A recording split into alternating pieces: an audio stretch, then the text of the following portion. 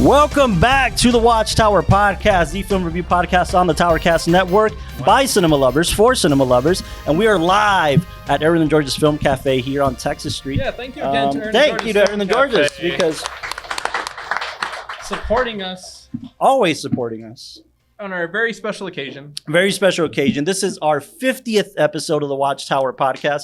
We're doing the math. And yeah, give it up for that because that's like awesome.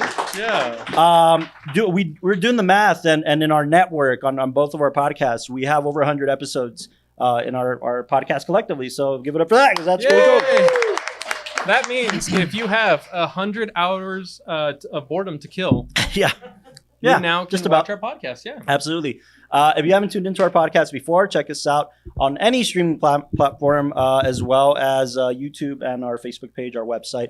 And we have a surprise, apparently, from Rebecca here at Aaron and George's Film Cafe. Made us a celebratory cake. Thank you so much. Oh, that's a beautiful cake. I know. That's a very beautiful cake. God. Man, thank you. Thank you so much, Rebecca. Yeah, so we're going to share it with everybody. So thank you guys. Yeah. Thank you, Rebecca, so much. Beautiful cake.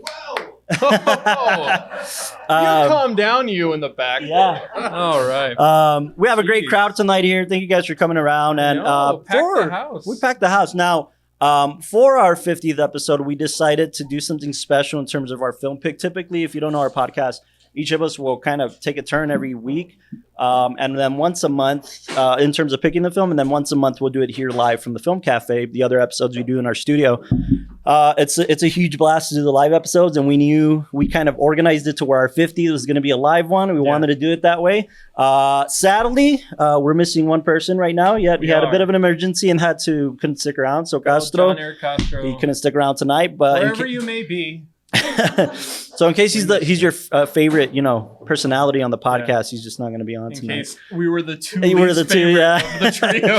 You can walk out. We wouldn't judge you in any way, shape, or form. Absolutely. No, but we decided to do Citizen Kane. We screened Citizen Kane here tonight at the Film Cafe, and highly regarded in many people's opinions as the greatest film of all time. Yeah. One of the most contradictory statements ever in cinema, I think. Contradictory. Yeah. I mean, it's subjective, right? Cinema's subjective, art is subjective. It's your opinion whether it's the best or not. But we rank films weekly. We do rank films weekly, but it's all subjective. We all get to pick our own ratings. Well, yours are subjective. Mine are absolutely correct.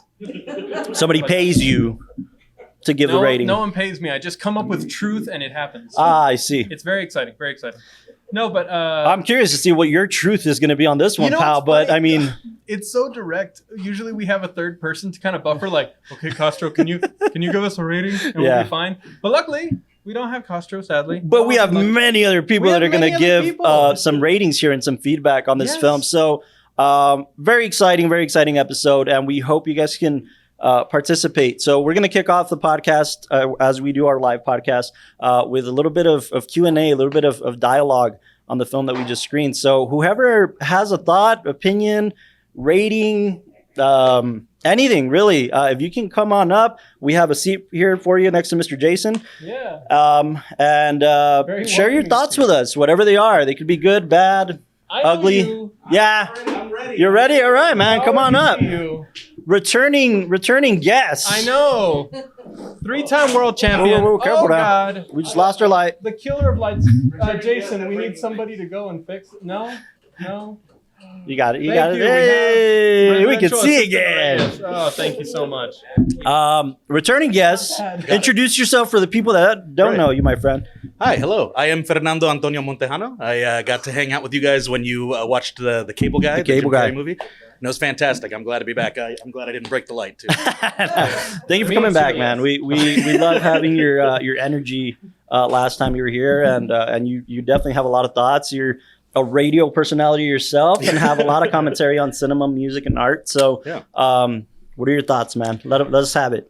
Okay, so this one actually was really exciting for me because I hadn't seen it in a really long time. Okay, it's one of those that when you're, especially if you're like an aspiring film buff when you're younger, this is one of those that everybody's like, oh, you got to watch it, you got to see it, because it changed cinema, it really did. And so it's exciting to watch it again so many years later after having taken in so much more film, because you see where it is that Citizen Kane, I think, acts as an inspiration for so many other films. Absolutely.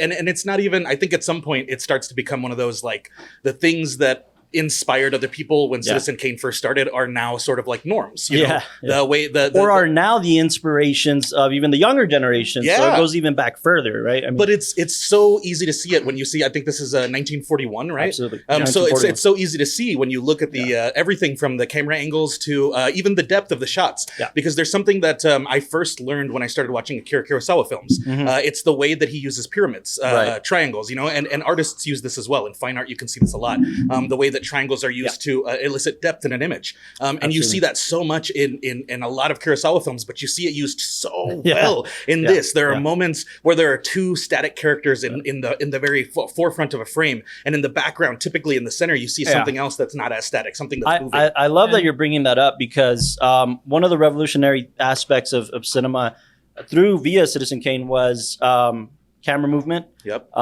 Deep focus, which is a huge one. Deep focus wasn't really used in cinema before this, because before this, especially in the 1930s, obviously in the silent era, movies were theater. They were single shots. They were still. They didn't move. And it was just filming basically a theater stage. For the most part, this revolutionized cinema because of its movement, because of deep focus.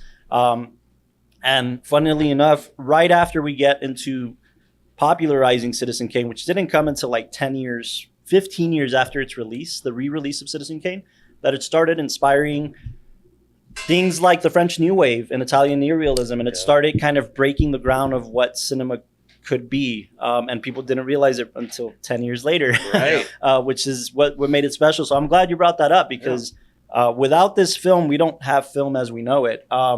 And I always talk about that through things like, anything that's John Ford, anything that's Georges Méliès, who really pioneered, D.W. Griffith, obviously, really pioneered cinema, but they had a vision that Orson Welles genuinely executed for what cinema could become. And like you say, thanks so much. We got our cake. Yeah. Thank you so much. And you can't have it without Café de Olla. So if you haven't had Café de Olla from Aaron and George's Film Cat, they're not paying me for this. I'm just letting you know. This is not a sponsorship. I just love this coffee. Amazing. Yeah. I wish I had I'm gonna have to try it. Cheers, buddy. Cheers. Cheers. 50th episode. Combine germs. Feed each other. Not that kind of podcast, Jason. Oh man. Anyways, absolutely, I couldn't agree with you more. It's Kurosawa. Anybody in the French New Wave, Jean-Luc Godard, Francois Truffaut, anybody, Martin Scorsese, American cinema, were influenced by Orson Welles. Oh yeah, absolutely. Yeah. And you can see that in the lighting as well.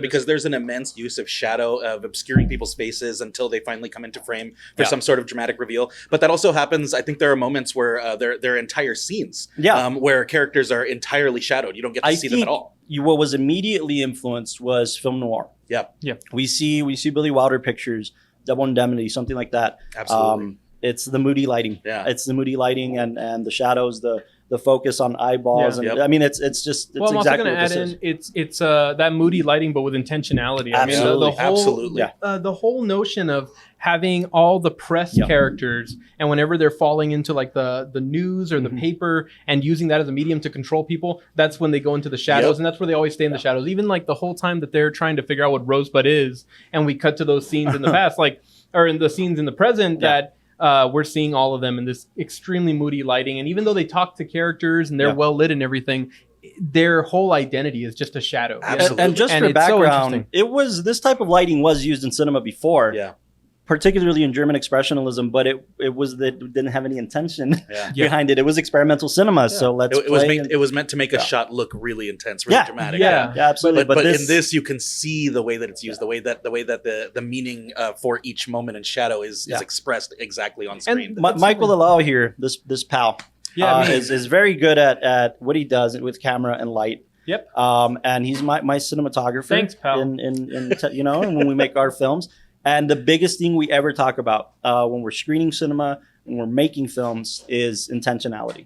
Yeah. What is the intention behind the shot? What is the intention behind the emotion? What is the intention behind the lighting, music, everything? Because if you have no intention and you're just trying to be cool, you're going to get a cool film.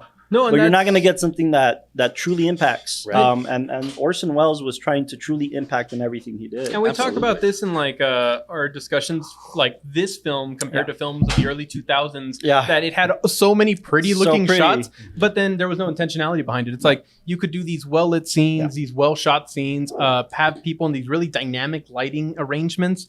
But then what's it going towards? And it's like we had all these tools, but then we had to realize that when you pull back and you have an intentional scene, an intentional dialogue, intentional lighting, it elevates it to this high degree that, I mean, we saw it's very possible in the 40s. The biggest thing that we lose sight of that. People were really analyzing about Citizen Kane is it unlocked Pandora's box for what cinema became. More like Kane's box, man. Yeah, Kane's box. It really unlocked Pandora's box, and people were starting to realize, cinema can be something of quality. Yeah. Cinema before the 1940s was looked at as a low art. Oh yeah, it was looked at as this vaudeville fad that's going to pass. And it wasn't until sound and cinema and the jazz singer, and then we start getting into expressionism, and then we start getting into this. Even like those editions we've seen. We just talked about recently.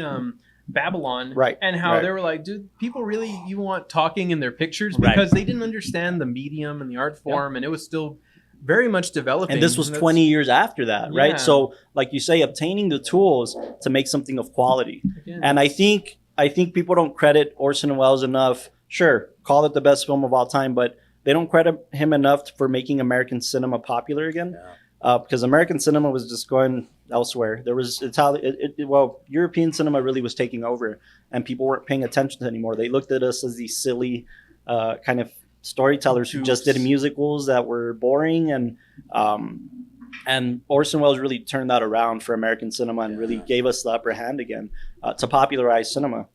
So that's, to me, that's massive. I mean, I think that goes hand in hand too with the storytelling, because we like one of the biggest things I think that's talked about, especially like in film school settings, obviously, is the originality of the shots, is the dynamic sweeping shots, the huge sets, the really beautiful and exciting ways that he expresses emotion, or he expresses the importance of a character or the insignificance of a character. But I think in the storytelling, it's even better, because the entire story is about this newsman, this mogul who has risen to the top. We start with a 15 to 20 minute long newsreel about his entire life. From there, we jump to the present, where he's already passed, and we're hearing about him from the news people. And then from there, we start jumping into whose flashbacks. Perspective are you going to believe? We have a ton of unreliable narrators, particularly Kane himself. So who do we believe about this life? And it's exciting because you get to see both sides of that. You get to see how unreliable he is in the actual moments of the present where he is.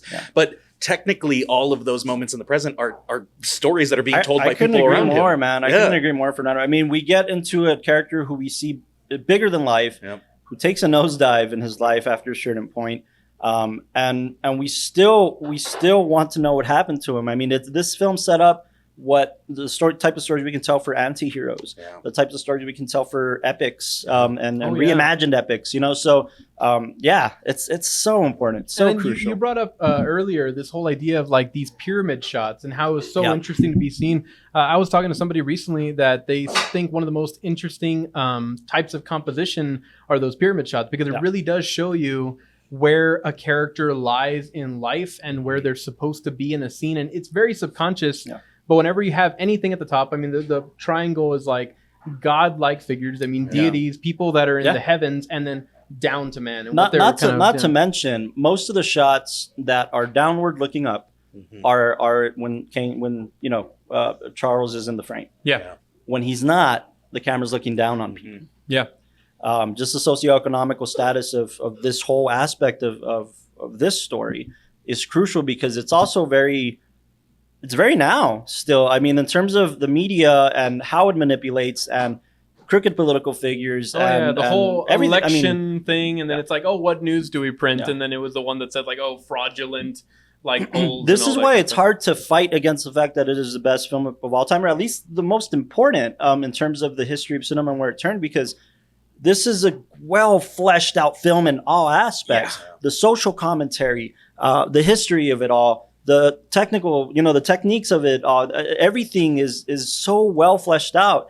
And in 2 hours on the nose, in 120 minutes, it's massively impressive. It covers so many things too, and one of the things that I remember, well, as I was watching it today, I kept connecting it to other films that have been released within the last like 20 years, that specifically are about the like modern excess, and this is like the first story Wolf that we Wall really get of that. I mean, exactly. Yes, Wolf of Wall Street. Scarface, all the other ones that came out, The Great Gatsby, the newer this was Great Super Gatsby. Yes, there's so much of that. Like you can tell that this is where a lot of that stems. Like a lot of it comes from Citizen Kane, because Citizen Kane wasn't trying to tell a story of modern excess. It was trying to tell a tragic story of somebody who rose to the top from nothing and then came back down. Pretty well based on an actual on several figures. There's a lot of controversy behind that, which we'll get into. But I want to go on the other end of the spectrum of that really quick. I was thinking about that today.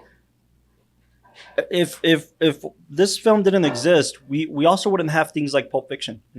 Where we can jump from point to point in somebody's story and different perspectives and in different lives to tell one collective story. It's like a really exciting starting point for films that use vignettes as their mode of storytelling. Absolutely, right? Anthologies, even anything like that. Each of these subplots could be their own film, and then super unique ways of like showing flashbacks and then like flash forwards, different dynamics. I mean, it's.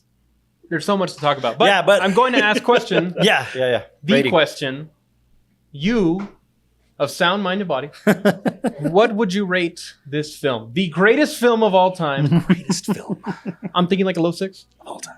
Maybe like a 4. What do you think? I think it's tough. I think it's tough because a lot of the times what happens when we talk about, I mean, it's anything, you know, like you see constantly on like YouTube and social media, a lot of people who put out these lists of like the greatest, you know, rappers or the greatest, you know, directors or whatever. It's all subjective. It's almost all subjective, but I think a lot of the times we tend to sit ourselves into these spaces where we want to talk about the top, but we don't want to necessarily talk about what our favorite top is. We want to talk about the top in the zeitgeist, right? Yeah. So I personally think that this is a really incredible film. I think obviously it made a huge impact on what cinema would continue to be moving forward. Absolutely. And I think for that, it deserves a lot of respect. I think as far as where I would put it, where I would rank it on films that like had a, you know, big, deep, sentimental meaning for me, you know, I probably would sit it at like a 6 or something. But if I'm considering where I think it stands in the scope of cinema, the scope of cinema in general, I mean, I would definitely give it like a 9.5, a 10, because you can see, because it's so clear even now watching it years and years and years after, you can see exactly what it did for film. You can see where exactly where other directors have homaged it. You can see it just in general. Rosebud itself is a cultural phenomenon that is like a joke that has been made by the Looney Tunes and cartoons further and forward on. Everybody. It's just continued to be a presence. But it's also the definition of a MacGuffin, right? I mean, it's the MacGuffin of storytelling, right? And of Orson Welles. Of Orson Welles, and just in general, it's how to set up a MacGuffin, how to set up an inspiration or a motivation for a character. Because there was that whole story also that when they were making the film, that if people were to come on or like journalists wanted to photograph what they were doing, I think Orson, like, he would have them play baseball. Like, you'd have all the actors. He had them playing softball. Yeah, he had while the execs and people would come by. Everybody would stop what they're doing if they saw any press and just start playing softball, just so that way there was no clue of what was going on during the making of this film. But that's fair. If we're going into these two different ratings, which both are totally valid, I can see what you're saying. Something I wanted to bring up. I really was excited to tackle this film for the sake of communicating about the rating system. If that makes any sense, because like you're saying, it's so weird that when you look everywhere, if you were to like type in on Google, like what's the greatest film of all time, this will pop up, but then it brings a lot of questions like why, according to who? According to who and to what standard and what makes it better than everything else, and why are so many people agreeing that this is the greatest film of all time? I mean, it should have been something that everybody walks away and says, oh, that was a 10. I can never see anything better than this film in my life. I should just stop watching movies altogether right now. But instead, you know, we don't necessarily feel that way. And sometimes that comes from the conversation of like how this was foundational, but this is not the end of what cinema absolutely. was. And nobody hopes that, by the way. Orson Welles, if you know anything about him, I mean, read biographies, read interviews about him with Peter Bogdanovich, who was another great filmmaker, when he talks about his friend. And the dude was self-indulged, to say the least. And he died that way. And quite frankly, he peaked with this film. This was his directorial debut. He didn't make anything better than this picture. And as big of an Orson Welles fan as somebody might be, That I think that's a pretty accurate statement. So you might be asking, like Dalal says, well, where are you getting this information from in the sense of best list?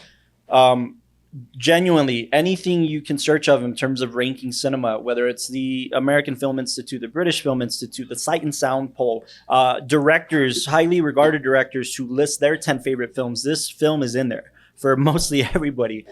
So it's this cohesive agreement. Citizen Kane was one of the best films of all time that influenced us, that influenced cinema. So for some reason, people are going to keep that sentiment alive. And that's pretty special, man. When everybody can agree on a movie, that's pretty special. I mean, it's because it's one of those things that I know a lot of film students will watch this film and then they'll be like, it's boring. Like I remember the first time our age, right? Or younger or whatever. The first absolutely. time like we watched this, I was so captivated because I had already started to see little similarities here and there to like regular films. And I was thinking like, why is it all drawing from this one place? But then it's very easy to kind of get lost. And I think even like the genre of an epic, there's so much going on. And there's so many moving parts. And then like the storytelling and the dynamic of going in the past and going into the future. And then this newsreel that comes up. Right. But I think the more you sit with it and the more you realize how many elements were able to be fit together in a cohesive structure, then you understand. Organically too, by the way, or at least it feels organically. I was reading a review where somebody said, there wasn't a single set that felt like a set in this film.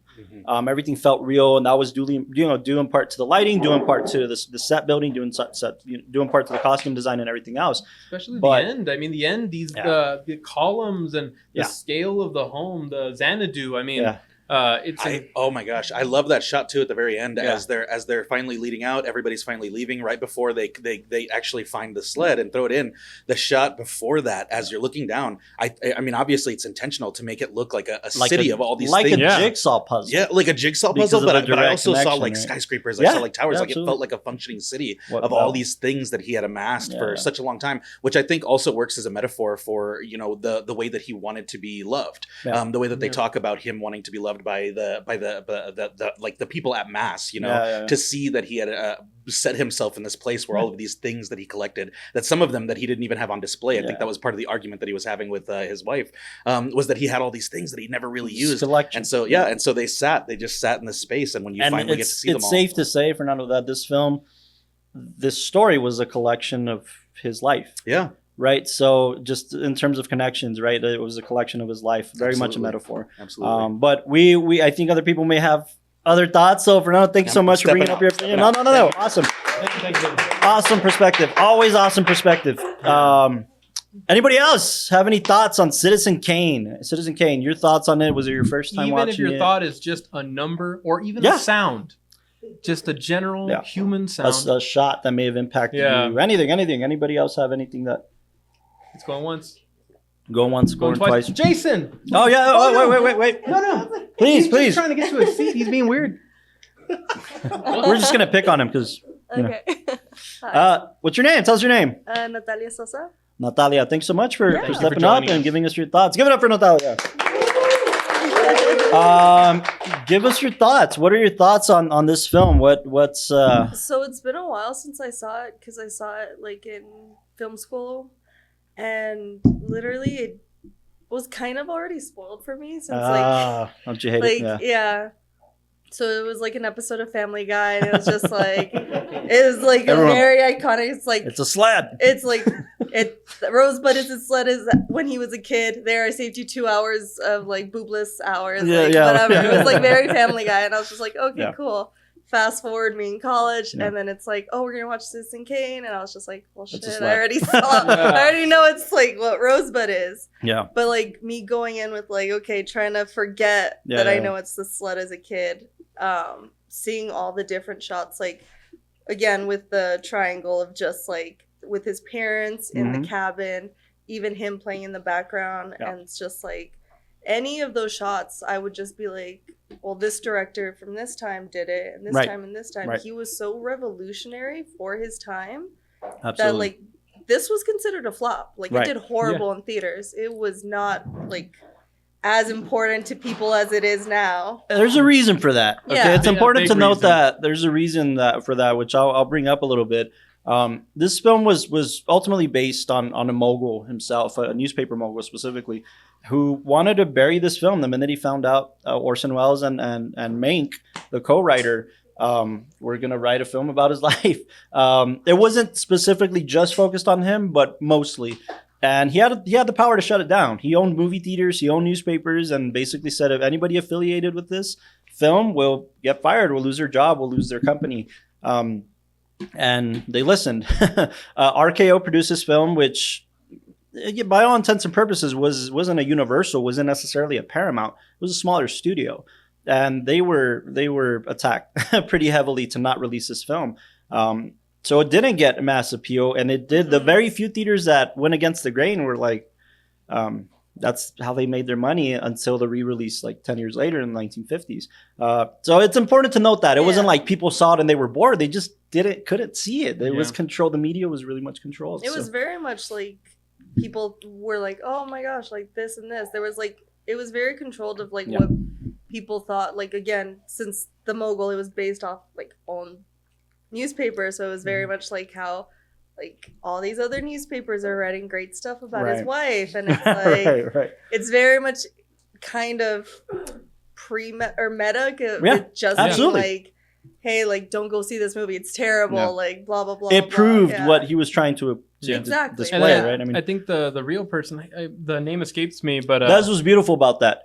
Everybody will forever remember Orson Welles and Citizen Kane. Nobody remembers this guy's name. I mean, sure, historians, and I read it 30 times in prepping for this episode. And William Randolph Hearst. William Randolph Hearst. Oh, Hearst. Thank you. So William Randolph Hearst's wife, like the whole scene where the singer. He buys her this like basically opera house so she could be a singer and all that. Well, there were aspects that weren't true. No, but the real story, like with his wife, is that she wanted to be an actress. And I remember reading somewhere that he not only bought her like a piece of the lot. I don't know if it was like in Paramount or where, but basically she says, "Oh, it looks terrible. Like, can we paint it pink?" So he like hired a bunch of people to paint like a pink studio, just there to like with this guy's money, or he just threw it. But it just shows you the amount of control, and like you say, the meta aspect of like, well.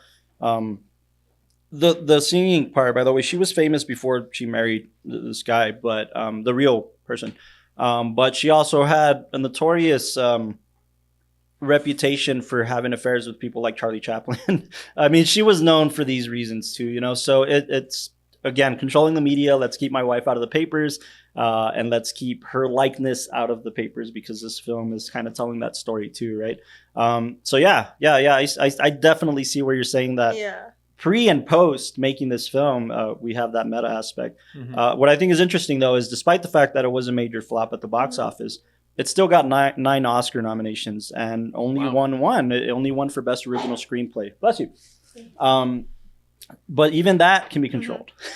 And we know that now, right? Voting for awards can very much be bought and manipulated and changed. So that could have very well been an aspect of it too. 100%. Yeah. The Academy is very corrupted. As much as everybody no, Academy. What do you mean? We're filmmakers who won an Oscar. But yeah, no, you're right. You're right. Absolutely. Yeah. I mean, because this was trying to highlight the news and how it can be always manipulated towards like, how do you want to frame the story? What do you want to leave in? What do you want to leave out? And the same thing with the Academy. It's a bunch of screeners that get sent out and people who campaign for films. Right. Think about it this way.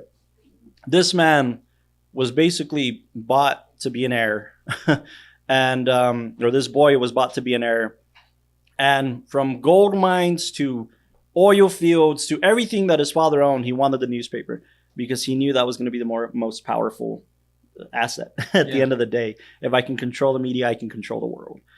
So that's pretty heavy. I mean, in terms of And it's elements that are still true today. I mean, we talk of now, instead of the newspaper being the primary source of information, social media and the power of people being able to post anything.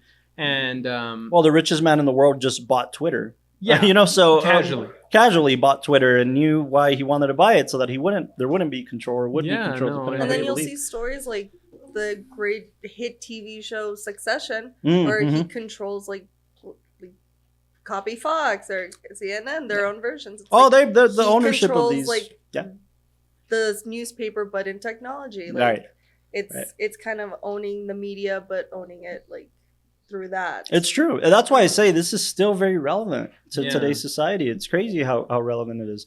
Other thoughts you might have about this picture? Rating? Or a rating? Rating 10 out of 10. Really? 10 out of 10. Yeah, I truly am very, very harsh when it comes to like, like I will say this first and foremost. I hate all of Quentin Tarantino films. Wow. That's the first person I hear, like all of them. I mean, I know people have problems with even me. They're just certain scared films. to admit. Ask a lot of women, you'll find out. That's a fair point. Yeah, like men will generally like. Even Kill Bill in that regard? I mean, like even Kill Bill doesn't do anything for you? A 6 maybe.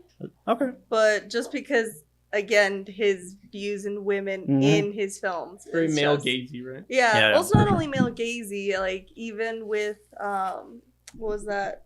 One based off of Sharon Tate, and it was just like Once Upon a Time in Hollywood. Yeah, I think she gets like 2 lines throughout the entire movie, and that's it. It was a massive argument when that film came out because of it. Yeah, I see what you're saying. And it was a gratified foot shot of her that like. Well, that's just a Tarantino thing. I can't justify that. That's just you can have a. It's a joke at this point. I'm not gonna kink shame anyone, but when you throw it in my face and on a huge cinema, I'm just like, okay. I think at this point, I think he's just fucking with the audience at this point. I think he's just like, I know they think I do this, like so I'm gonna do it. I can make whatever I want. Yeah, but regardless, I see what you're saying, and by comparison, I just out of curiosity.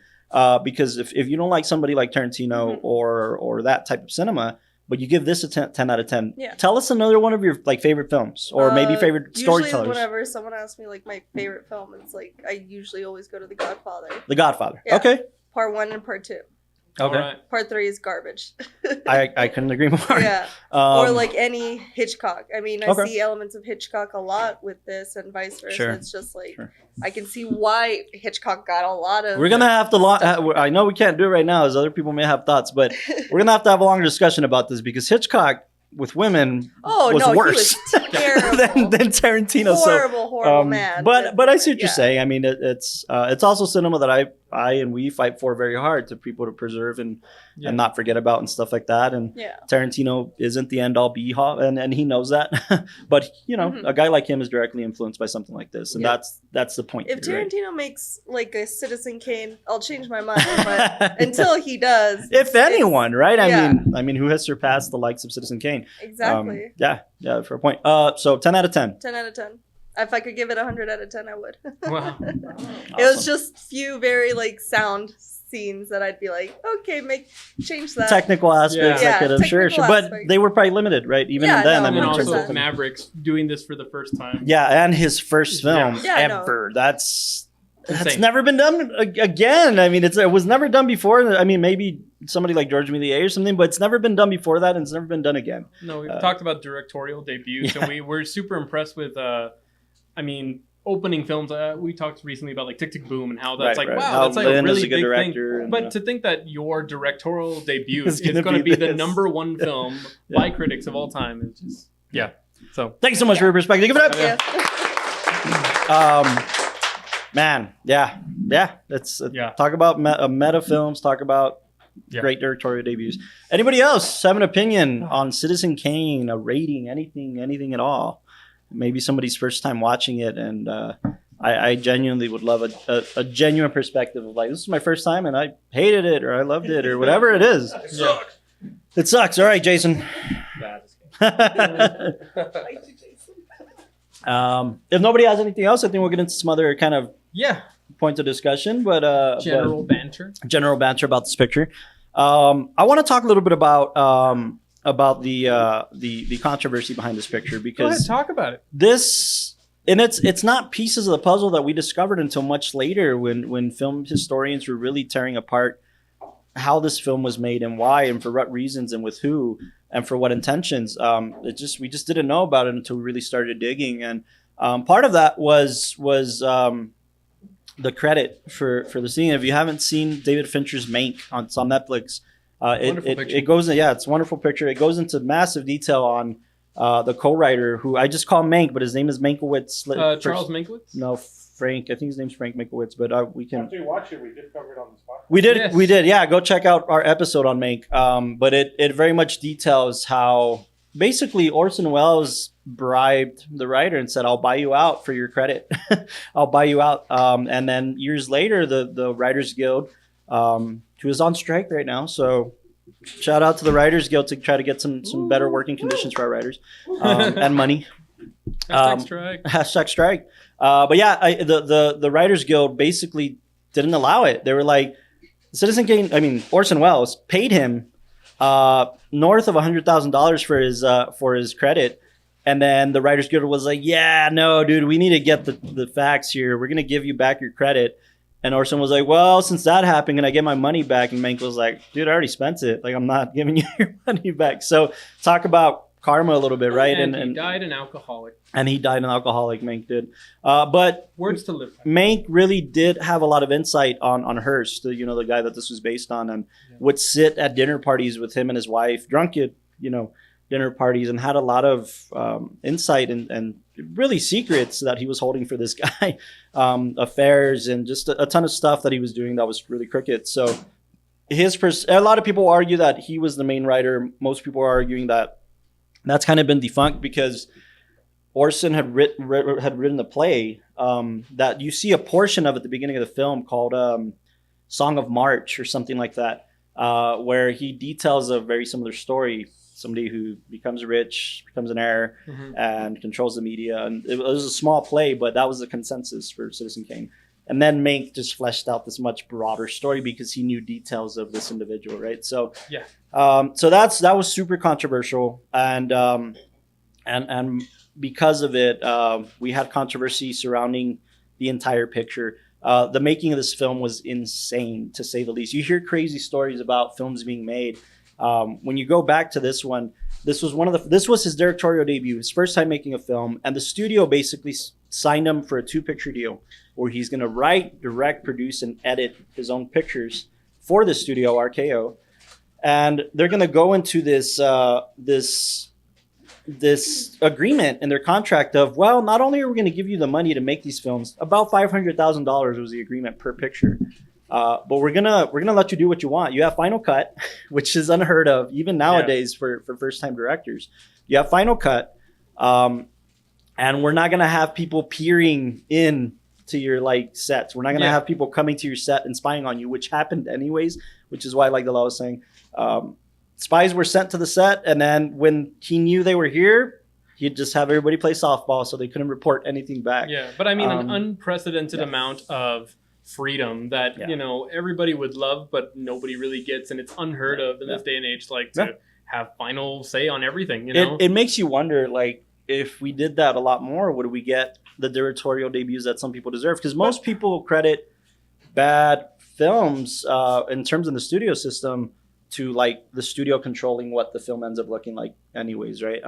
But he also came off the coattails of War of the Worlds, right? The radio play. Yeah, that was kind of his claim to fame, that he did that. And theater. He did a lot of theater. He owned his own theater company, which most of the actors, by the way, come from that theater company. So it was a lot. I mean, it was a lot to contribute to that. You're right. He was famous already, but definitely not on the level that this film made him famous.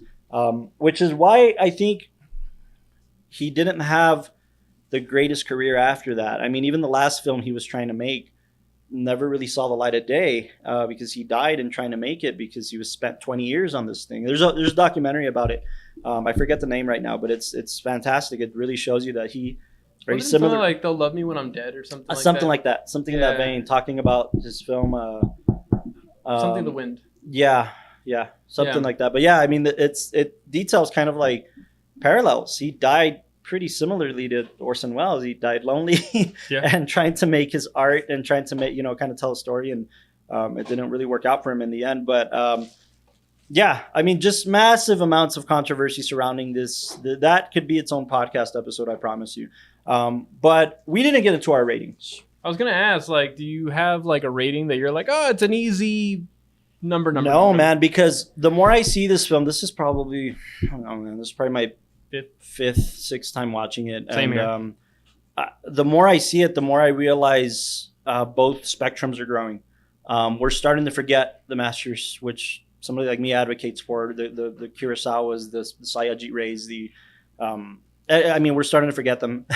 The Chaplins, we're starting to forget them on that end of the spectrum because we're just moving forward in time. That's just a natural thing.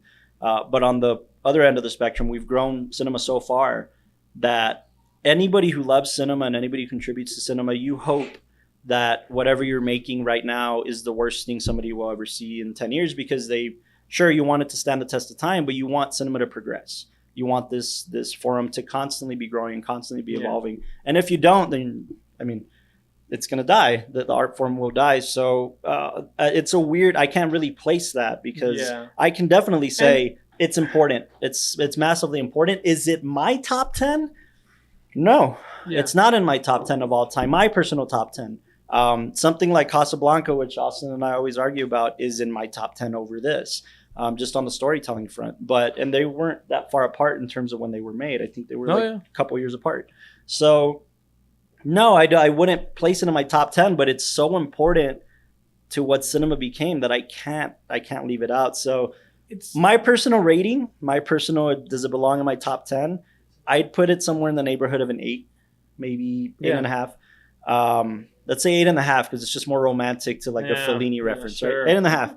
But in terms of importance to cinema, and should it be a must watch for anybody who wants to get into a deeper dive into cinema or wants to even make a movie? Yes, it should be on the pantheon. It should be on the Mount Rushmore of cinema. Absolutely. Yeah, because I feel like right now when you look at filmmakers today and you look at directors today, they recognize how much these people laid a foundation and building blocks. I was looking at a shot earlier of when the kids outside playing in the snow and everything like that, and how he really incorporated the idea of having deep focus being that these background elements are constantly influencing the characters and they could be doing something completely different. They're just as important. Having a different conversation and somebody that we talk about in today's age and talk about how much of a great filmmaker he is, who's using the same strategy, but it very much comes from this is like Ari Aster. Oh, and man, sure. When you look into like the Midsommar picture, they do deep dives. Like Studio Binder did a deep dive and talked about how the background elements, you can see, that's a good point. You can see how it makes the world feel alive because while the characters are having their conversation, you'll see rituals in the background. And by the way, even when it's out of focus, exactly. Like I think about the Hereditary shot, the last scene, leading up to the treehouse. Yeah, and then you start picturing like you see him walk through to the treehouse, and then you see a naked dude in the middle of the garden. But I just see this, and you start picking up on like, whoa, this is a much more heavy. But when you listen to like Aster and when he talks about it, I mean, it's not like he's saying, "Oh, I just came up with this idea and that's why he's great." I mean, he very much is like respects the whole idea of like the Criterion Collection, the history of cinema, the people that came before. I want to point this out because Austin and I get into an argument. I've gotten into arguments with people of like, when we get into music, for instance, and I'm a big fan of the Beatles. And I always tell people that they're the most influential group in music history, especially American music. Yeah. And they'll be like, no, dude, they're overrated, or why do you care? Like, who cares? We have so much better music. And my contention is, name an artist, whoever your favorite artist is. I guarantee there's a connection to the Beatles. I guarantee that I can track that at some point or another, they were either influenced directly by the Beatles or by someone who was influenced by the Beatles. I don't think that's such a broad stroke. In cinema, it's the same way. When you see somebody like Orson Welles inspire somebody like Fellini, who inspired somebody like Martin Scorsese, who inspired somebody like Ari Aster, there's a direct connection. That's hard to miss. That's hard to pass over. Watching this film is very much going back to the source of that. And that's why I think it has this iconicism of... You watch it today, and a lot of the elements that we take for granted, the movements, the compositions, the reframing during like a long take, like a lot of those elements, I mean, we've perfected today to some degree with more tools at our disposal, Steadicam, tracks, and dollies that are all Scorsese said about this picture, to piggyback off what you're saying about that, that Orson Welles made the camera self-conscious. And that was the big aspect of storytelling like this. Because before, it was, where can we hide the camera? Where can we make the camera just be still and a witness? Whereas this makes it a part of the story. Yeah. It very much, the crane shots, which is something I very heavily use in my films, crane shots and Steadicam shots, putting a camera through either a sign or, through objects. It's massive. It's massive to cinema today, and we do take it for granted because now crane shots are used in the new Transformers or in the new whatever. You know what I mean? Yeah, but when like, it's used with intention. Yeah. And that's why we take it for granted, and sometimes that's where cinema can kind of feel bland because it feels like people are using the same techniques over and over again. But when you see people recognize the power that it has and what more can be done, then like this film, there's a lot of transition in compositions to either empower somebody in the frame, have like Orson Welles be standing over his friend, and I'm this pillar you'll never be able to surpass. And people also, to that regard, directors and storytellers alike, they always love a rebel, right? They always love somebody who's going to fight the current system. At the time, the making of the film, the studio system was pretty heavy, and the studio system was, let's pump out as many pictures as we can, however low the quality, just to make our money back. And something like this, Orson Welles was going to fight for his vision, despite the fact that he had no ground to stand on. He'd never made a picture before. The budget of the film was $500,000. It quickly ballooned to like $800,000. And they fought him every step of the way. But because that's 800,000 in the 40s. Yeah, which I mean, inflation. I mean, to today's, it's a lot of money, right? And not just that, but a moment that Austin and I always love talking about is, which we learned in film school, was this man went as far as cutting a hole in the floor just to accomplish a shot.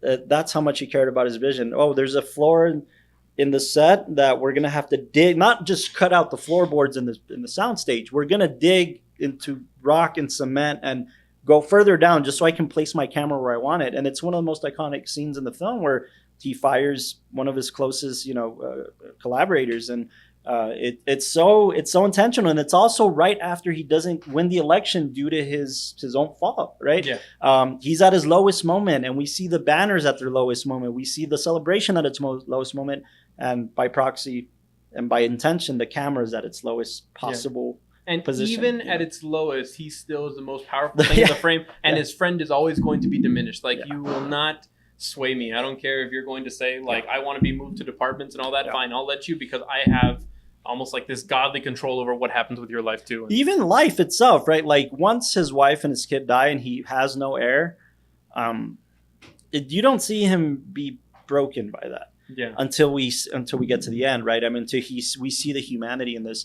The biggest thing I'd like to highlight about this film, the storytelling of this film, is it's so powerful to see somebody that's higher than life not just take a deep nosedive, but become human by the end of it, or at least show his humanity. He was always human.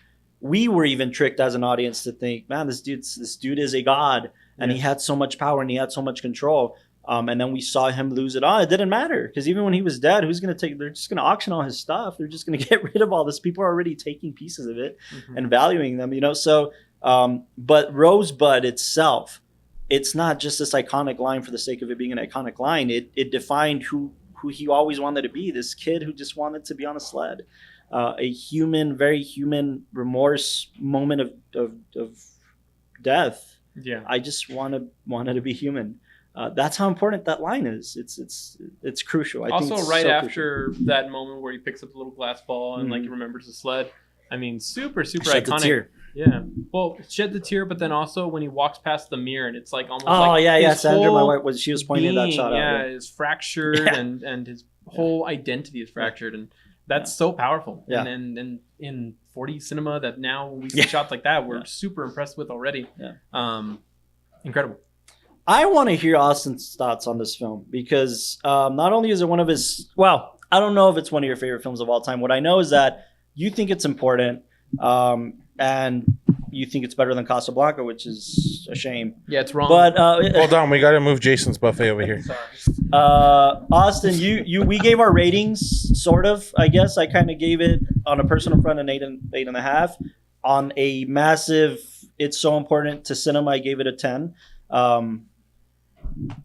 You want to give yours before Mr. Young gives his? 9. 9 in general? Yeah. No, I mean, okay. No. I'll say that I'll give it a 9, flat 9, because I definitely don't want to put it in the past. Just for you? For everything. For everything. Okay. Yeah. No. Yeah. Because we've talked about it before when we talk about films that are a perfect 10. Yeah. It's because we can't fathom room to grow and room to develop and all that. This one, as impressive as it not is, by its own fault. Yeah. By the way, I know where you're going, but not by its own fault. Yeah, not by its own fault, but it had so much room to grow. And now we're starting to see cinema take all the foundation it left and building upon that. And he did that too. Let's point that out. He took from John Ford. He took from George Méliès. But he said, I'm seeing cinema. I'm seeing the scale of cinema where we're at. Let me take the best parts and use them in something I know can make cinema bigger. Yeah.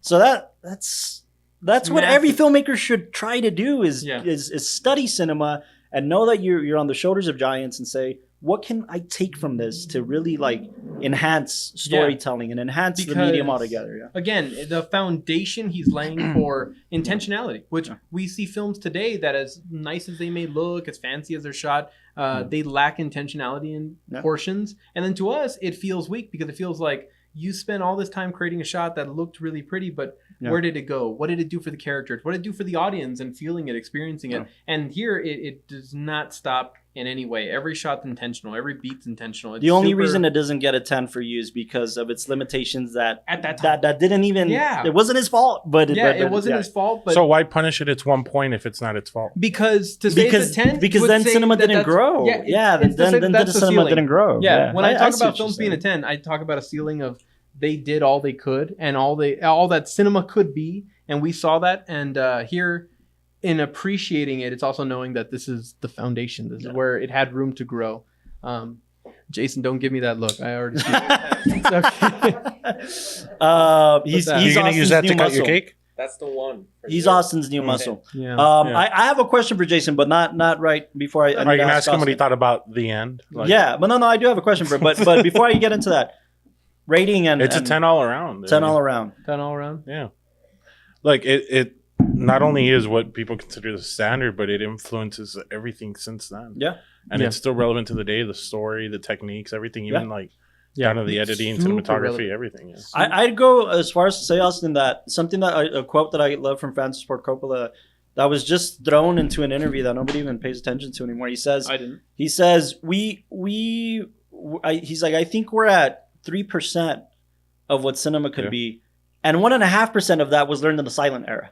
You know what I mean? So like this was probably another 0.5% or another percent. You know what I mean? To push cinema forward. I agree. Yeah, I agree. So a 10 all around. And it is better than Casablanca. It's not better than Casablanca, but we'll get into that discussion. We might have to have another cafe episode. I think so, man. Just get votes. Yeah. I'm scared to get votes because I'm scared people aren't going to pick Casablanca after watching. You're scared you're going to lose. Yeah, I am. I genuinely am. Do we have votes? Has anybody seen Casablanca? Has anybody seen both? Do you agree Casablanca is better? They're both like here. I love Humphrey Bogart. I have as a parting gift when my college professor was moving offices, he had an original box set of like the script. Oh yeah. Different postcards from different posters of like the VHS. I do. I love it. I'm with you. VHS box. Yeah. And it's to date one of my favorite films of all time. Like it's in my top. But she doesn't have a Citizen Kane box set of that, Austin. I'm kidding. You probably do. I don't. No, but you know what? I give him a lot of shit for it. But I also bought we bought on the day it came out, like the 40th the 80th anniversary. Yeah, we wasted no time. We wasted no time and bought the 4K remastered print of like Criterion and the UK edition. I have like 3 copies of Citizen Kane in my house. We went that far, so I give him shit for it. But anyways. You said you had seen both as well? Casablanca? Yeah? You like Casablanca better? Maybe we have to do it then. Maybe we got to do a battles edition of Fight to the death. We used to do that, right? You guys remember the what we used to have the Tower Crown? The Tower Crown. What film is better versus these two things? We should do a Tower Crown. We should make Jason a film and then get like somebody else. Like I don't know who's your worthy competitor. He'll be Citizen Kane. Yeah. And then we'll make somebody else be Casablanca. They'll just fight it out. Yeah, I just give them both knives, see what happens, and then that's the fairest way to determine. Yeah.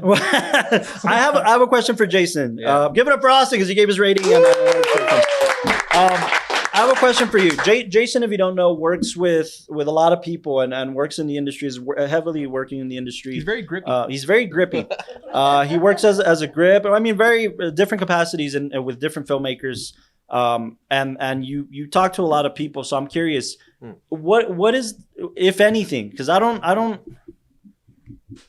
I get frustrated living outside of my bubble of people not appreciating cinema, old cinema. So when I have conversations with new storytellers, or they don't give a shit, and it's my job to share the gospel of cinema that came before you. So like, what in the zeitgeist have you heard anything of Citizen Kane, of people talking about like, dude, no, you have to watch it in your time in this industry? Like, is this something that is the standard, as Austin says?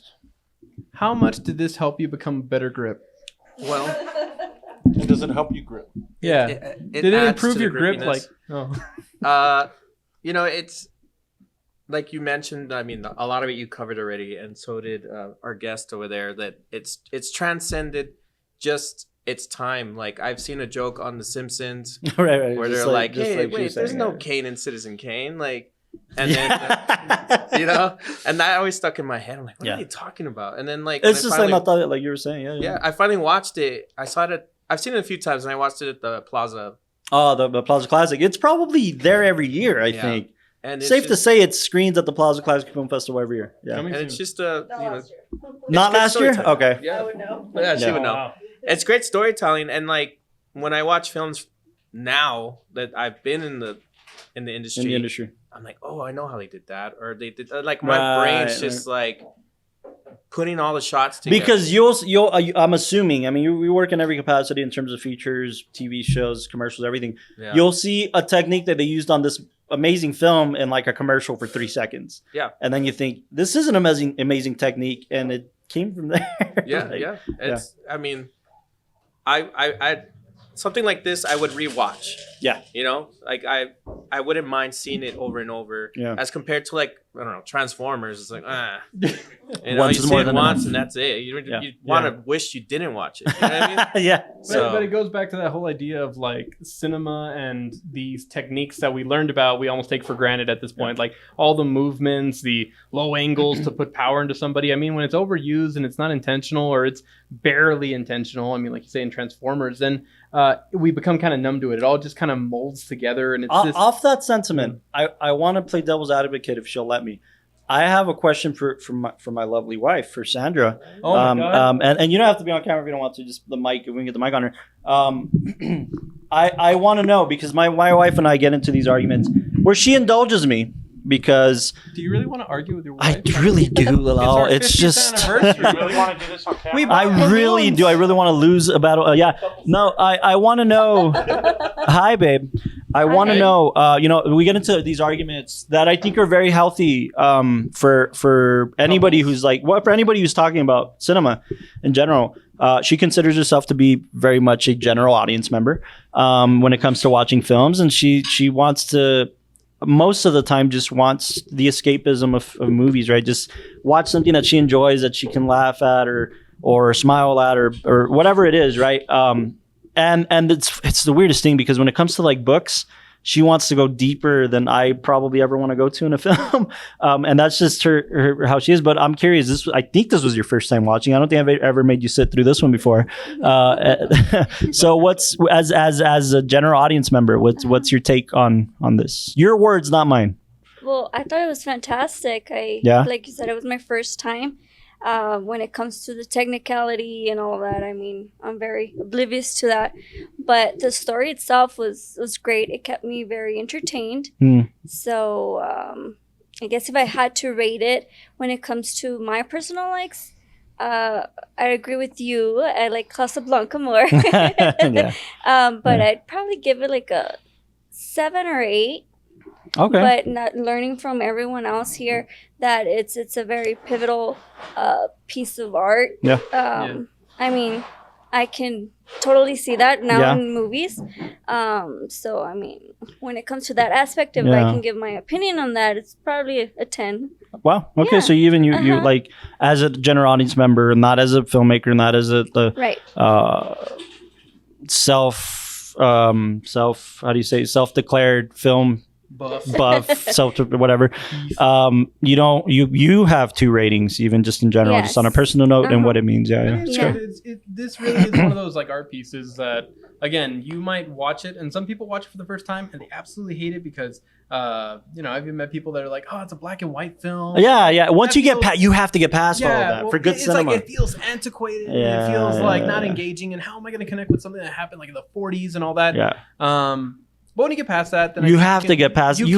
Please, if you don't take anything from this podcast, take this. Get past something that you feel is antiquated. I'm gonna steal something from Bong Joon-ho. You'll be exposed to much better cinema than we're being exposed to today. If you can just get past the fact that it's black and white or that it's old. It's like reading a book from the 1800s that everybody reveres. Like it's a good book, but it feels old in its language. It feels old in this and that. Once you get past that, you can really appreciate something special that we hope continues to live on. Well, yeah, no, I just wanted to say that. Like, I think that's interesting perspective because I've always been curious on somebody who's watched this for the first time. As a general audience member, does this stand? Like, I remember I took her, or rather, she bought me tickets to see 8.5 for the first time for Fellini's film at the Plaza Classic years ago. And I'm sorry, babe, but she fell asleep through it because it's big and it's a lot and it's very, very hard to interpret at a first watch, even for somebody who does consider themselves to be film buffs. I never, even to my film friends, I never show them 8.5 first when it comes to Fellini. I always start with something leaner like La Dolce Vita or like just something. Up showing us 8.5. Did I? Well, I'm sorry. Here we go. But anyways, I'm like you enjoyed it despite the fact that it's old and it's just one question though. What was up with that bird? You want me to tell you? I got scared. It's a money thing. So they wanted to show that this guy has the potential to buy like exotic birds and stuff. What they did is it was a backdrop from like one of the Godzilla films, I think, that they just stole to use as a transition. Oh my God. And to show his status of like he can buy exotic birds in his courtyard. And so they just stole the background that they had on the lot. It's like, let's just use this. And if you pause it and you pay close attention, it's actually like a pterodactyl. Oh, wow. Or something. It's like, can bring back I'm serious. It's insane. Like I was reading up on it, but that's why, because, and I also think like 2 hours at the time. And even for some people nowadays, they can't get past 90 minutes of watching a film. I also think he was just being cheeky and like, I'm going to wake the audience up in this moment. No, well, also, it's experimenting with the techniques of like editing too. It's these 2 images that will feel unrelated, but like when masterfully put together, you connect with it. I mean, because that was also supposed to be the big annoying break and tear in his relationship where it was like, I can't handle this anymore. I heard those editing techniques, by the way, he borrowed from Einstein. Really? In terms of montage editing for You're talking about the guy that made the bomb, right? He made a bomb. Oh. No, but he legitimately like got editing techniques like that from somebody like that just to show how powerful it was. So give it up for Sandra. Yeah. Carlos is wife. Now I have a question for you. You have a question for me? Yeah, I do. Why me? Why do I have to be on this podcast? We haven't talked about this in a while. What? I don't know. I think just. Why are you? Anyway. Yeah. What's up? No, we haven't talked about this in a while, but there's certain films because we have to let our lovely audience go. Oh, okay. Pretty soon. So this might be one of the final questions. It will be one of the final questions. We talk a lot of times about films and whether they're films for film people and films for audience people. And because a lot of times we'll rate a film extremely high, but I'll torture my family and I'll make them watch it. Just like I torture my wife and I make her watch it. I'm like, this is so good. And then they'll be like, why did you just make me watch Willem Dafoe run through a field and paint himself? And it's like, I'm sorry. It's great cinema. Yeah. And you have to appreciate it. So where does this fall? Because also, thank you, Sandra, for sharing your opinion. But I feel like there's elements that really are. I've also I don't know, conditioned Sandra a little bit to be like, let me bring you into my world a little bit. You have forced her to watch a lot of weird. and some stuff she's convinced is great, and some stuff she's gonna stand her ground on, like I didn't get it and I don't like it. So like, I'm so sorry. So I don't know. The big answer to your question is I don't know. I don't know. Because obviously, I think everybody should watch this. Obviously, it's a film person's film. Like, like bare minimum. The techniques here, the impact it had on cinema. This is what's unique about this one, I think, and that's why I think I got confirmation from somebody like Sandra. If somebody has a different perspective, please enlighten me. Yes. I think what's special about this one, which is what I think is special about Casablanca too, is it can be both. It very much is a film person's film, but a general audience member, somebody who will get exposed to it, will hopefully take the time to get exposed to it, will appreciate it. Even on the surface level, just on the surface level, Mogul, we see the destruction of his life. Really, just on the surface level, it's a good story. And then we get into the deeper meanings of everything, and then we get into the deeper technical meanings of everything, and then it becomes a film buff movie. But I think just even on the surface level, it's a really good story. Yeah. And then also again, like I remember before even finding myself as like a filmmaker, I loved films that had this commentary that I could then take and then reanalyze like my own life. And the whole media front that we were talking about earlier, and how big that is to control media, is to control society. I mean, Citizen Kane, because everybody revolves around what he's built. I mean, you know, those elements are very prevalent. And they are. Like, they're very now, right? You could, I don't know, college courses are teaching. I trust me, like in universities, not just in film schools, they're showing this film as a way for photojournalists. For everybody to understand. You can't get your degree without appreciating this film. Right. And that's that again when it surpasses just cinema fans.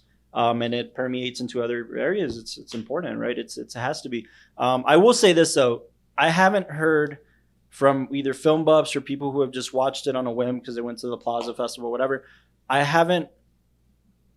When I watched 2001: A Space Odyssey, if I get crucified for this, I get crucified for this. I didn't love it. I thought it was so underwhelming. I think the technical aspects were a revolution. Sure, they were massively important and they were pivotal for the time, and Kubrick did something great in that aspect, but in terms of the story, in terms of the connective tissue, in terms of the full scope of the film, I didn't like it the first time I saw it. This, I was immediately captivated. So the reason I bring up 2001 is because that's another one that people will highly regard as the best film of all time. I don't agree with that. So that one's closer like a film person's film, because I think it's slow burny. It is very slow. We're going to talk about it. We will. But my point to that is when it comes to this film, I don't think it's the same thing. You know, I mean, I haven't heard an argument against it. Yeah. I haven't heard an argument. Sure, I've heard an argument of it's not the best film of all time, but I haven't heard an argument to it's a bad film. No, and I think I've never heard an it sucks. I've never heard Citizen Kane sucks. Sucks in my life. Well, okay. It's the first time for everything, Jason. Thank you. Oh shit! Wow. Yeah. I agree. I agree. So that's my contention in that, and to what you're saying. Like I'd like to hear somebody say that and I know. Challenge me on it. And not just challenge me, just like anybody. I haven't heard anybody say this. Because I feel like with a lot of other films, it's kind of like you could have this whole debate of like, it wasn't that good. It was pretty great. But with this one, because of the aura around it, it's hard. You can't I can't say like, why is this at the top of the list? Taika Waititi recently, they interviewed him. Good old Taika. And now this is the last thing on before we get into our final thoughts. He said he's very much of this mentality of like, I'm just going to make good films, what I think are good films. He's like, look at Casablanca. It's like, people don't remember who directed it. It's Michael Curtiz, in case you don't know. Who? People don't remember the director. They remember the film. Yeah. And that's what I want to be.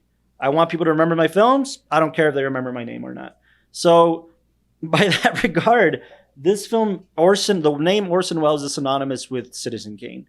And if people ask me, like, I'd rather have a career like Michael Curtiz instead of Orson Welles. I genuinely would.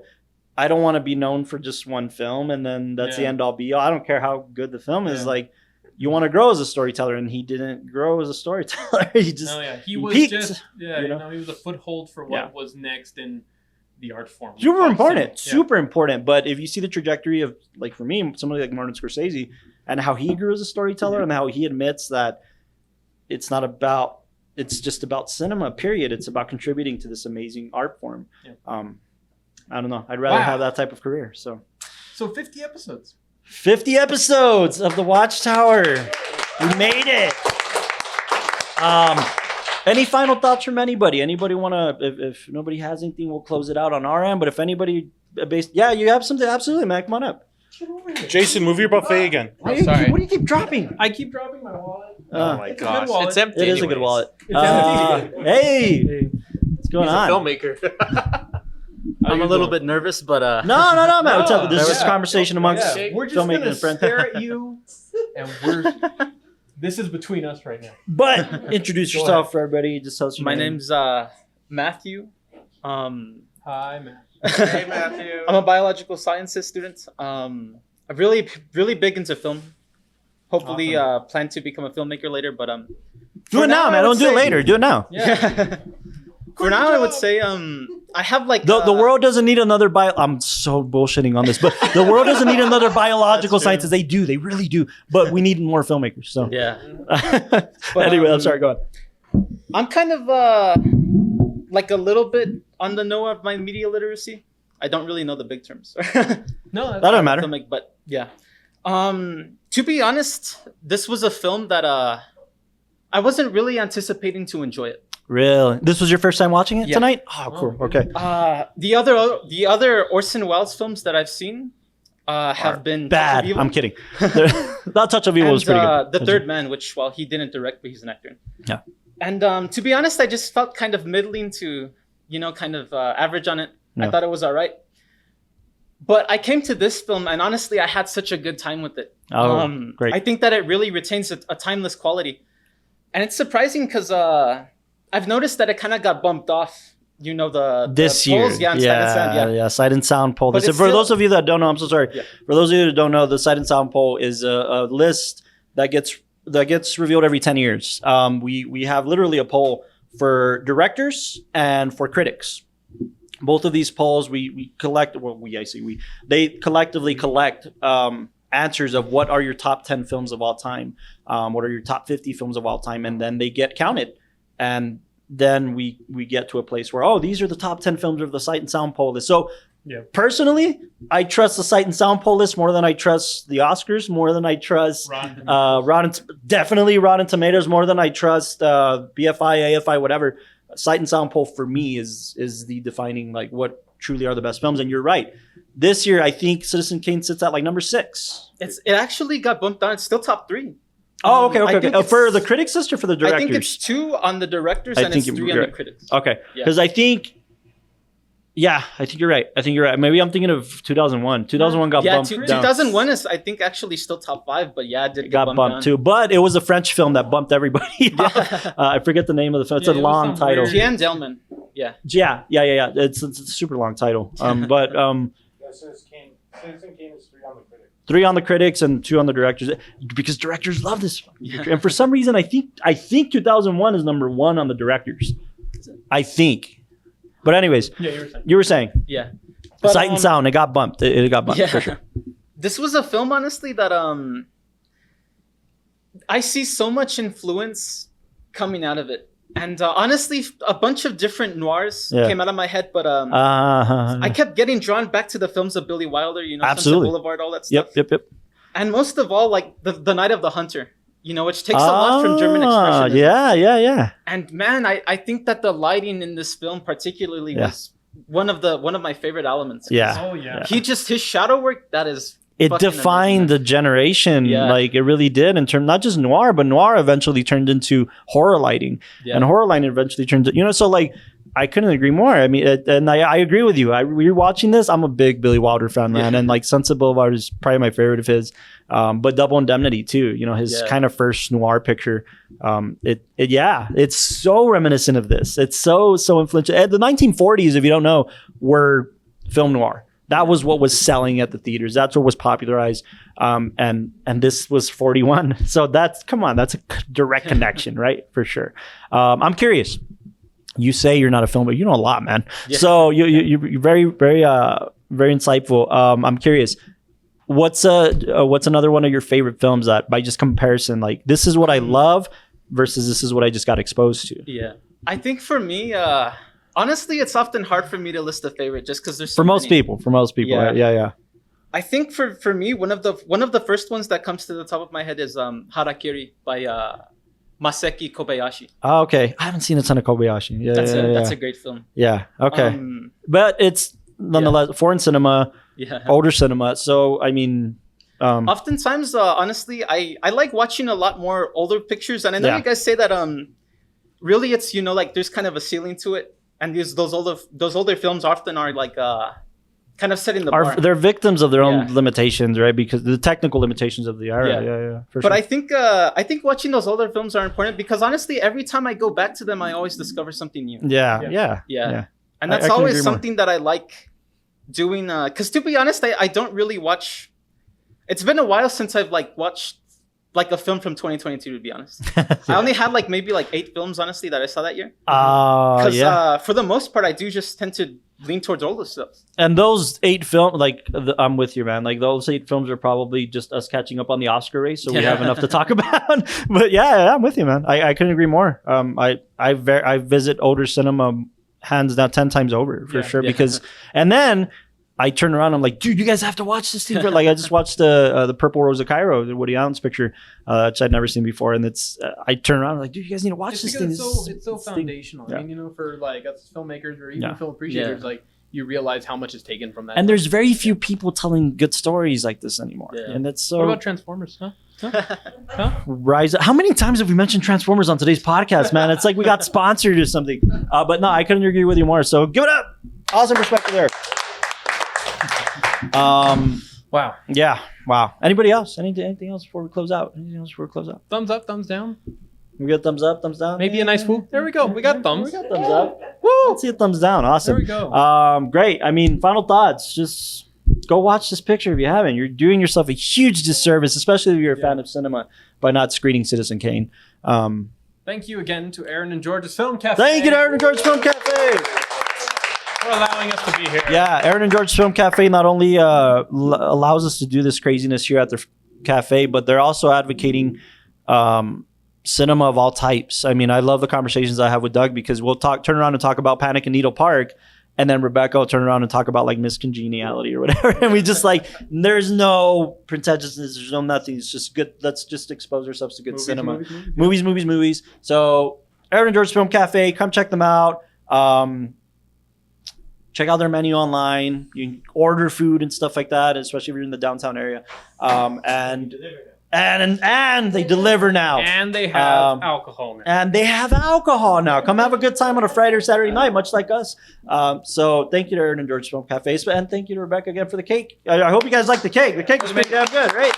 Thank you. So thank you guys. Thank you guys for sticking around to listen to our crazy talks about this film and film in general. Yeah. A quick reminder: we are here once a month at Aaron and George's Film Cafe, usually the second Friday of every month. Today's Saturday, which changed things up a little bit, but wild. Yeah. Typically every second week of the month, we're at Aaron and George's Film Cafe that weekend. It's always a different film. We always announce it. Follow us on social media so you can know what's coming up. I do think, though, we not only have what episode is next on our network, but what Film Cafe, if I'm not mistaken. Well, I know what I'm picking. I know. You're next, pal. Yeah. The next episode we're releasing is a conversation with Kevin Reynolds. Kevin Reynolds directed things like Waterworld and Fandango and worked a ton with Spielberg in the early days. And he told us all that stuff. This is all this cool insight. Great conversation. We talked to him at Las Cruces International Film Festival, and we're releasing that conversation. That was a fun talk, man. And he was such a good dude to talk to. Lots of insight in 80s Hollywood. Dynamics of that. Yeah. So check that out next week. That comes out on Monday. Film Cafe, drum roll, please. What are we doing? What do we do next? Asteroid City's coming out extremely soon. Wes Anderson is his favorite storyteller. The big thing I've been talking about is that this is the first time that he had Jason Schwartzman in a leading role since Rushmore. Huh? Oh, Rushmore, yeah. Rushmore. Yeah, since Rushmore. So I want to throw it back. Yeah. I want to screen Rushmore again and see at the Film Cafe. At the Film Cafe and see that trajectory, because I know we're going to go watch Asteroid City. Yeah. I mean, it looks really dynamic, but I want to see the humble beginnings again. We're going to do a couple lead-ins to that, by the way. We've been talking about this. I think it's safe to announce. We're going to I think my next pick, which is going to be in studio, we're going to do Grand Budapest Hotel. So Grand Budapest, Rushmore, kind of leading into Asteroid City. And I think that'll be an episode where we'll talk about Asteroid City. We didn't get to talk about French Dispatch either, which we'll get around to. But I feel like Budapest is his last like singular narrative story because Dispatch was very much an anthology kind of thing. So not just that, but Budapest is very easily his most well-known film and my favorite of his, by the way. I love Grand Budapest Hotel. So we'll have some lead-ins to Asteroid City. Yeah. We might do the same thing with Oppenheimer because Oppenheimer is about to get released. We might have some lead-ins into like, I know we want to do Memento on this podcast pretty soon. Are we going to do Barbie? Gosh, I hope so. I dream about it, man. It keeps me up at night. You're a Barbie. All jokes aside, Greta Gerwig is great. Noah Baumbach is great. It's gonna be a good film. I just saw the last trailer for it, and now I'm kind of like tripped out. Like I really don't know what it's gonna be. I know, and they've been keeping us on our toes of like, okay, Margot Robbie, Ryan Gosling in the lead, but it's a good writer and director. What's going on here? So did we watch Oppenheimer and Barbie? We're gonna do a back-to-back screening, and then we'll down the line we'll also do a lead-in into Killers of the Flower Moon that comes out in October. Yeah. And we'll do a couple lead-ins into the world of Scorsese, which we've already kind of done, but we'll do like Gangs of New York and Age of Innocence and stuff like that to kind of lead into it. So, but thank you again, everybody, for showing up. Thank you to everybody. To the 50th episode of the WatchTower podcast, we will bid everybody a good night and thank you for joining us. And stay tuned for more talk of cinema from cinema lovers for cinema lovers. Thank you for tuning in on the WatchTower podcast. Good night.